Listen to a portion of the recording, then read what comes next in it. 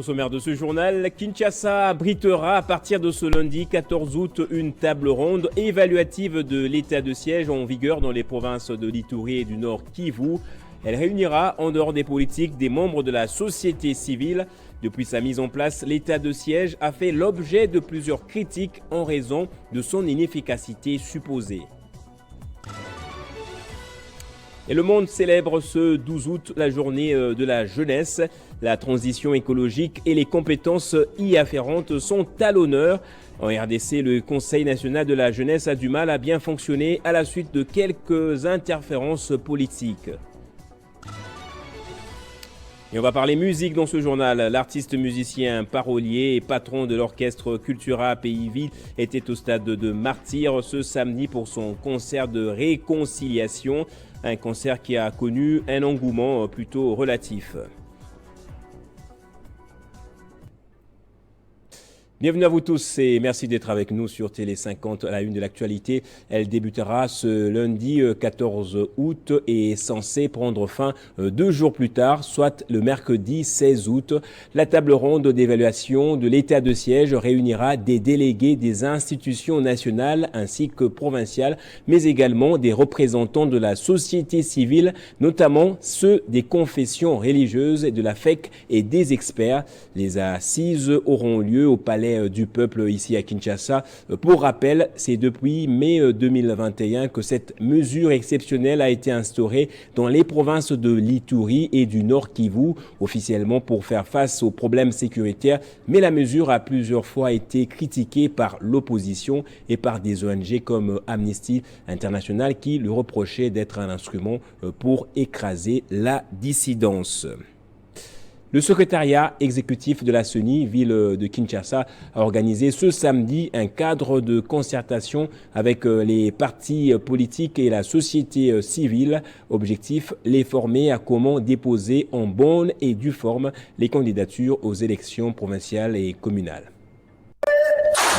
C'était un rendez-vous du donner et du recevoir entre les secrétaires exécutifs provinciaux de la CENI, ville de Kinshasa, et les parties prenantes au processus électoral, dont les partis politiques et la société civile, en vue d'éclairer la connaissance de ces derniers sur les règles de jeu dans le dépôt des candidatures aux élections provinciales et conseillers communaux. Le secrétaire exécutif provincial a insisté sur le processus, les conditions exigées par la loi dans la constitution du dossier. On devait maintenant expliquer aux jeunes et aux femmes des partis politiques et regroupements comment est-ce que cette opération est en train de se dérouler, quelles sont les procédures et quelles sont les conditions pour qu'on puisse prétendre à un dépôt de candidature. C'est à la constitution du dossier que le candidat doit prendre les choses au sérieux, essayer de remplir toutes les conditions parce que nous soumettons seulement à la loi et nos machines sont aussi programmées suivant les différents critères que la loi donne. Donc si vous ne répondez pas aux critères, votre dossier au niveau même de l'enregistrement dans la machine ne va pas passer. Répondant aux différentes questions des participants sur les seuils de recevabilité et les documents à harmoniser, le chargé de formation de la CENI ville-province de Kinshasa a centré son intervention sur la procédure du remplissage du dossier qui s'articule sur deux volets, dont le remplissage du formulaire et la procédure de dépôt des candidatures aux élections provinciales et ceux des conseillers communaux. À noter que depuis le 3 août, la CENI a ouvert le bureau de réception et traitement des candidatures pour ces deux niveaux dont la clôture est prévue le 22 de ce même mois.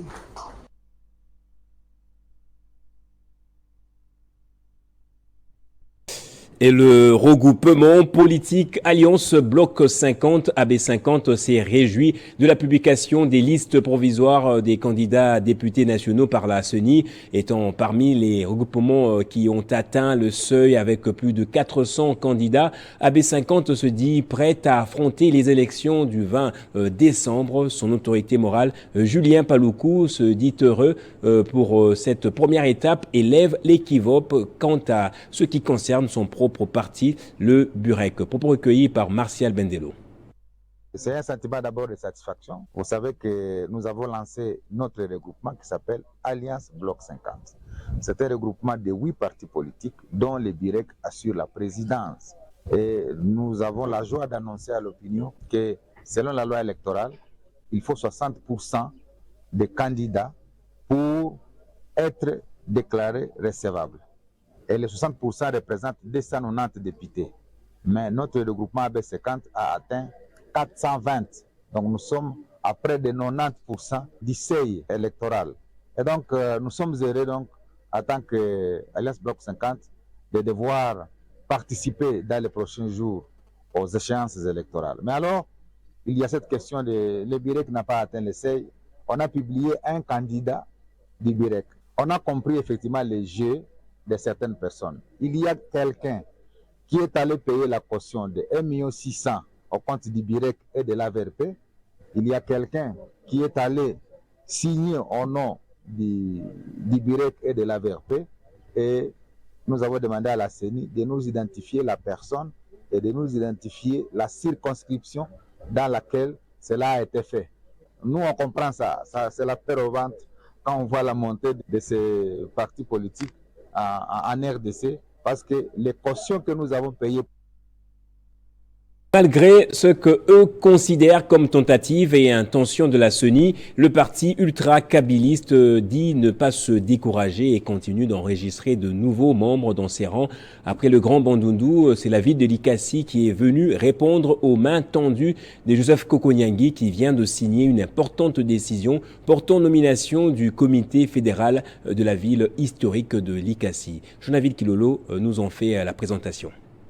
La ville de Likasi, dans le Haut-Katanga, n'est pas oubliée par le parti politique Alliance des paysans indépendants, parti cher au député national Joseph Kokonyangi. La preuve, c'est que l'autorité morale et les secrétaires généraux du parti ont procédé à la nomination du comité fédéral du parti dans la ville de Likasi, considérant l'option levée par le bureau du parti quant à la nécessité de le redynamiser sur l'ensemble du territoire national en vue de matérialiser son implantation totale en République démocratique du Congo, en considérant les rapports des forces politiques en présence dans la ville de Likasi et ses environs, sont nommés aux fonctions en regard de leur nom Lubambu Kasambula André, président fédéral de la ville montagneuse de Likasi, Ngoy Kalume Trésor, vice-président fédéral, Kalenga Bambi Erodi, présidente de la Ligue des femmes, Issa Kafenge, président de la Ligue des jeunes, Moulaj Kapend, secrétaire exécutif fédéral. Le président interfédéral du Grand Katanga est chargé de l'exécution de la présente décision qui entre en vigueur le jour de sa signature. Visa Nicolas Koussissou Siemi, secrétaire général, et le visa de l'autorité morale Joseph Kokonyangi Witanene, professeur de géologie et géochronologie. La députée nationale Solange Masumbuko Nyenyezi s'est engagée à travers sa plateforme Action pour le développement et l'autonomisation des communautés africaines à implanter des centres de santé de proximité dans plusieurs quartiers périphériques et défavorisés du district de Lukunga. L'objectif de cette initiative est de favoriser l'accès à des soins de santé de qualité aux populations défavorisées. Depuis plus de 2 ans, Solange Masumbuko a mis tout en œuvre pour améliorer l'accès aux soins de santé des bases en faveur de populations des quartiers périphériques et défavorisées, en particulier pour les femmes enceintes, les accouchements, la prise en charge des personnes du 3e âge. Grâce à ces centres de santé de proximité, les habitants des quartiers Tchad, Magnosi, Kogelos n'auront plus besoin de parcourir de longues distances pour avoir des services de santé de qualité, tout en évitant des dépenses financières énormes.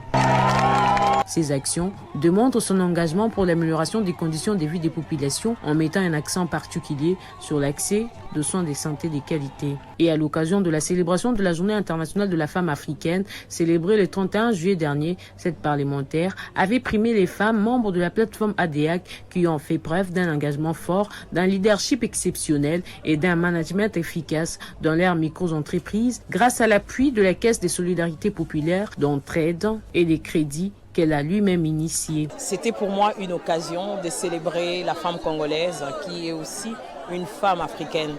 Une façon de louer la bravoure, la résilience, mais aussi la contribution économique très visible de la femme congolaise à l'économie du pays. Et nous en avons profité pour faire donc notre rapport des vacances parlementaires. Rappelons que ADEAC est une structure non confessionnelle qui travaille depuis plus de 6 ans pour la promotion, l'entraide, le développement et l'autonomisation des communautés à faible revenu et pour la protection de l'environnement.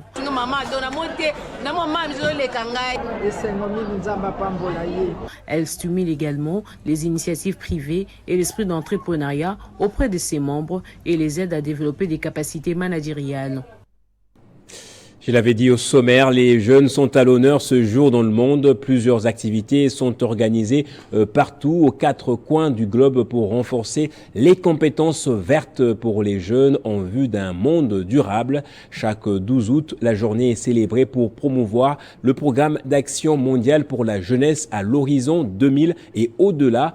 Mais en RDC, la célébration a été un tout petit peu plombée par la crise entre le Conseil national de la jeunesse et le ministère de la jeunesse. Cette date est une occasion d'encourager l'action en faveur de jeunes dans le domaine de l'éducation, l'emploi ainsi que la pleine et entière participation de jeunes à la vie de la société et à la prise de décisions. Le thème mondial choisi cette année, intitulé Compétences vertes pour le jeune vers un monde durable, rappelle combien il est important de veiller à ce que les jeunes acquièrent des compétences dans une économie verte en plein essor et puissent les mettre à profit face au changement climatique. Promouvoir la jeunesse exige également une bonne structuration et encadrement des organisations leur dédiées. En RDC, autour du thème autonomisation de la jeunesse, atout pour un développement durable, le ministre de la Jeunesse Yves Bonkolo a dans son adresse interpellé chaque jeune à retrousser ses manches afin de se lancer dans les activités entrepreneuriales et agricoles pour la création d'une classe moyenne et d'une économie verte. Une allocution faite en cette date du 12 août 2023 dans un contexte de crise institutionnelle entre le ministère de la Jeunesse et le Conseil national de la jeunesse, et c'est après un nouvel arrêté du ministre portant suspension pour une nouvelle fois de William Mukambila, président du Conseil national de la jeunesse, qui venait d'être réhabilité par le Conseil d'État. D'un côté, les membres du bureau du Conseil national de la jeunesse réitèrent leur soutien au président du Conseil et s'alignent derrière la décision du Conseil d'État, tandis que de l'autre côté, les ministres de la jeunesse restent fermes à ses reproches envers les présidents réhabilités, notamment la mauvaise gestion, une situation qui empêche le bon fonctionnement de cette institution dédiée à la jeunesse.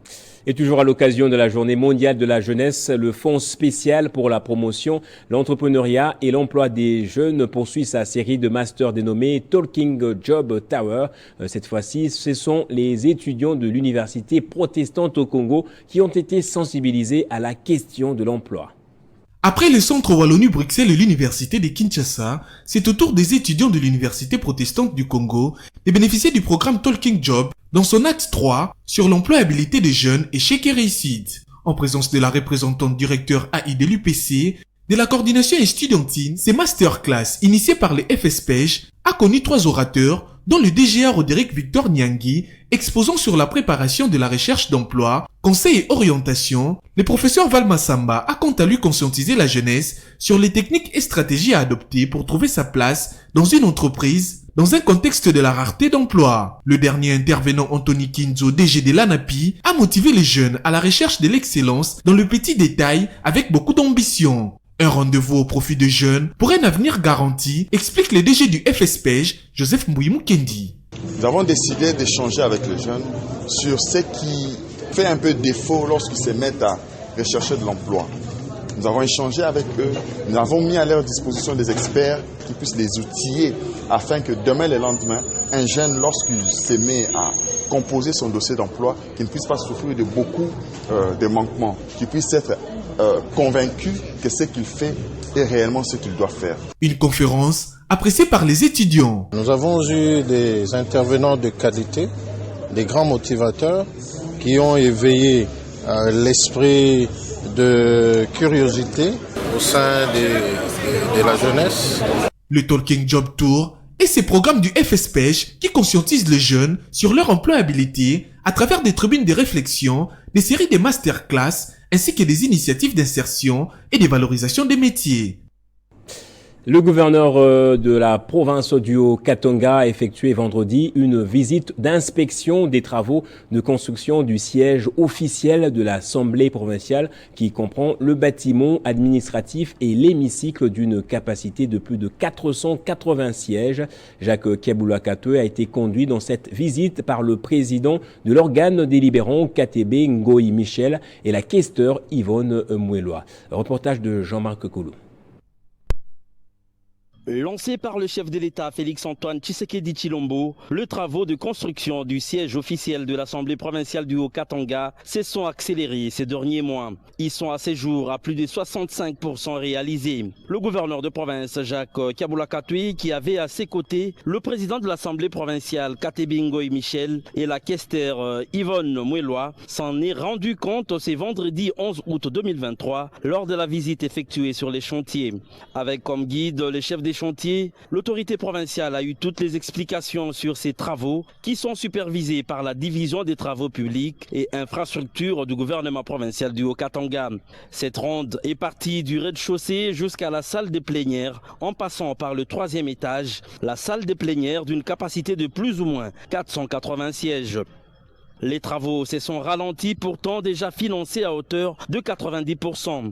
Le gouverneur de province a appelé l'entrepreneur à un peu plus de rapidité, tout en se disant satisfait de la qualité de l'ouvrage. Il est quand même exceptionnel de voir au jour d'aujourd'hui un bâtiment comme celui-ci. Ce sera le siège officiel de l'Assemblée provinciale. Chaque député pourra avoir son bureau et l'administration pourra être installée ici. C'est un bâtiment moderne. Ça traduit la volonté ferme du chef de l'État. À noter que cet immeuble de 4 niveaux vient ainsi matérialiser la vision du chef de l'État Félix-Antoine Tshisekedi Tshilombo qui tient à la modernisation des infrastructures. Le comité du trophée Tombouana a décerné le prix de mérite à l'inspecteur général chef de service de l'IGF, Jules Alinguete, pour sa contribution à la lutte contre le détournement des deniers publics. C'était lors d'une brève cérémonie organisée dans son cabinet de travail. Christian Calongé. L'écho du travail de l'inspection générale de finances ne cesse de retentir dans les oreilles des Congolais. L'inspection générale de finances, qui joue un rôle prépondérant dans la mobilisation de recettes, ne peut passer inaperçue lorsqu'on parle du développement. C'est la raison principale du choix porté par le journaliste producteur de l'émission RDC Infrastructure et Développement Aimé Mutombo, qui a célébré récemment les 10 ans de ces magazines, a porté les choix de l'IGF parmi les lauréats qui se sont distingués. Vendredi 11 août 2023, accompagné de son équipe du jury, le comité du trophée de Tombouana est venu décerner les prix à Jules Alinguete. Pour le lauréat Jules Alinguete, accompagné de son adjoint Victor Batoubenga, ces prix est un encouragement énorme du travail qu'a l'inspection générale de finances, étant donné que cela n'est pas facile. Nous sommes très satisfaits en tant que direction de l'inspection générale des finances que le travail aussi difficile que nous faisons soit reconnu par nos compatriotes. Pour Aimé Mutombo, journaliste présentateur et initiateur de ces prix, l'IGF fait partie des institutions qui ont marqué leur travail pour le Congo. D'où cet encouragement. Il faudrait de mauvaise foi pour voir qu'aujourd'hui, le travail que l'inspection générale des finances est en train de faire aujourd'hui a permis que nous puissions avoir les recettes de la République à la hausse. La grande cérémonie de la première édition du trophée Tombouana s'est déroulée le 27 mai dernier au Fleuve Congo Hotel. Et l'université du CEPROMAD a produit son 4e docteur en management, cette fois-ci avec comme spécialisation l'entrepreneuriat. La thèse défendue par le chef des travaux, Joseph Makondo, a porté sur le management séquentiel du cycle de vie de l'entreprise.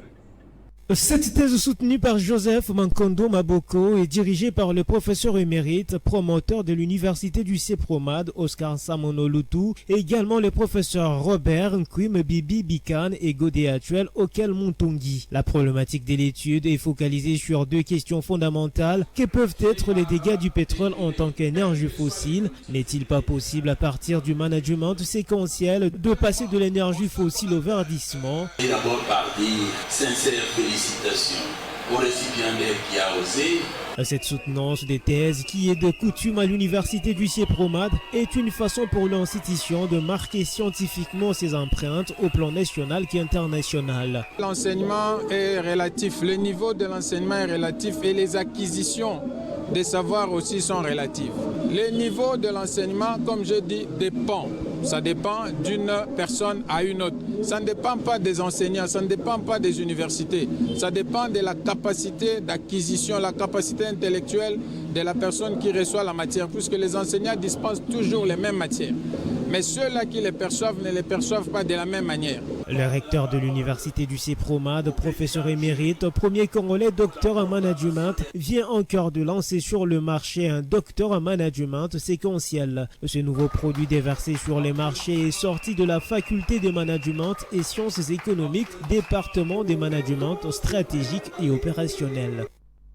Et à mon religion, la CAC-VH Kalimbelembe a débuté sa grande croisade chrétienne dénommée la Fête des Juifs, une campagne qui réunit les fidèles venus de toute la République démocratique du Congo. Elle a justement débuté hier vendredi. Les détails dans ce reportage. Pour ce premier jour d'une activité qui durera 10 jours, il était question pour cette communauté CAC déposer en quelque sorte sa première pierre pour cette grande croisade appelée Fête des Juifs. Une façon pour le pasteur François Mutombo dit voici l'homme de faire voir aux chrétiens qui est juif. C'est lui qui a le sang d'Abraham dans ses vaisseaux. Et le thème retenu, nous avons parlé sur comment deviens-tu ainsi plus maigre chaque matin, toi fils du roi. Et nous avons fait voir au peuple de Dieu que quand on est fils du roi, on a droit à tout ce qui appartient au roi. Donc on est citoyen du royaume, c'est qu'on a l'identité, on a droit à tout. C'est pour faire voir au peuple de Dieu que nous devons d'abord chercher le royaume et tout le reste, ça sera comme des bénéfices. Le pasteur François Mutombo, voici l'homme, explique ici pourquoi cette dénomination première édition de la Fête des Juifs. C'est la première édition par rapport à notre jeune communauté qui a vu les jours un certain 2 du mois de septembre de l'année 2022. Donc on n'a pas encore totalisé une année. Et ça c'est la première édition de la grande fête des Juifs pour la nouvelle communauté CAC-VH. Selon les pasteurs François Mutombo, voici l'homme, les jours restants dans le cadre de cette croisade seront des jours chaleureux sous l'onction divine, des jours de délivrance, des moments de restauration, des miracles et surtout des bénédictions. Une satisfaction totale pour les organisateurs sous la direction des Voici l'homme. Et vous le savez sans doute, Félix Wazekwa s'est produit ce samedi au Stade des Martyrs devant un public considérable. Un spectacle riche en chorégraphie a été présenté. L'assistance a cependant déploré une désorganisation dans la programmation des artistes invités. Nous y reviendrons justement avec un reportage fourni dans notre prochaine édition.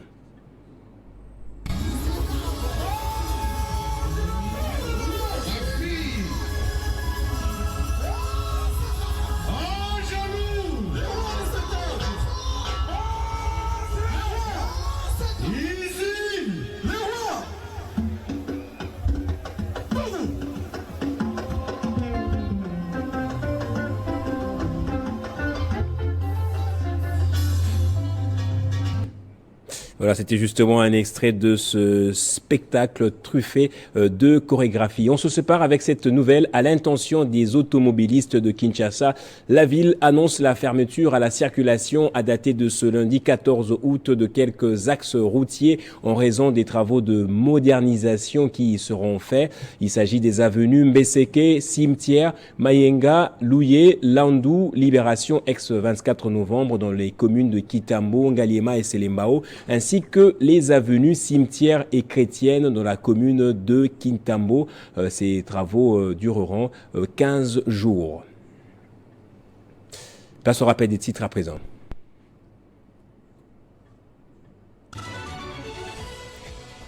Kinshasa abritera à partir de ce lundi 14 août une table ronde évaluative de l'état de siège en vigueur dans les provinces de l'Ituri et du Nord Kivu. Elle réunira, en dehors des politiques, des membres de la société civile.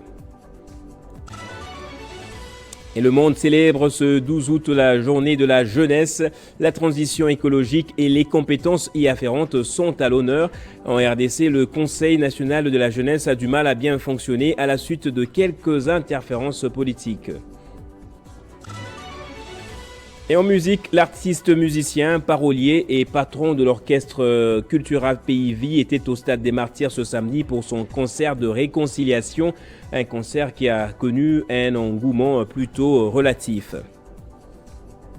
Et c'est par ici que va se refermer ce journal. Merci à vous tous de l'avoir suivi. L'actualité, c'est à suivre aussi sur notre chaîne YouTube Banamboka Congo.